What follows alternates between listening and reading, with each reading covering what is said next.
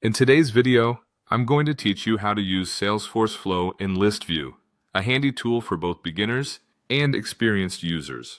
Let's dive in and explore the steps that will empower you to make the most of this feature. First things first, you'll want to log into your Salesforce account.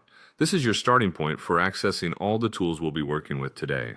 Once you're logged in, your next step is to navigate to the Setup page. You'll find this by looking for the gear icon located at the top right corner of your screen. Go ahead and click on that icon, then head over to Advanced Setup. It's here that you'll be setting the stage for creating or managing your flows. Now, in the Quick Find box, type in Flows. This will direct you to the area where you can create a new flow or choose an existing one you'd like to modify. Clicking into this will present you with all your options, whether you're starting from scratch or building on something you initiated earlier. Once you've decided on a flow, you'll be prompted to determine the type you want: record triggered or screen flow. Record triggered means the flow will activate automatically when a record is created or updated, whereas screen flow requires user interaction via a screen. Choose the one that best suits your needs for this particular task. The next important step is configuring your flow. Here you will enter all the necessary details to ensure your flow functions exactly as you desire.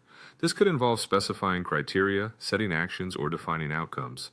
Take your time to carefully input the information, as this is crucial for the flow's effectiveness.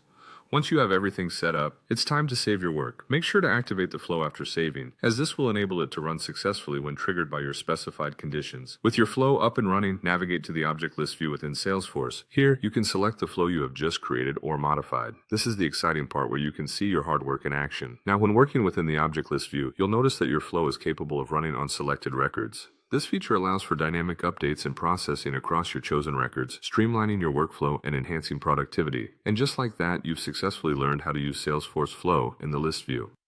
Remember, practice and exploration are vital, so don't hesitate to revisit these steps and refine your flows as needed. Thanks for tuning in, and I hope you found this tutorial helpful. Until next time, happy flowing in Salesforce.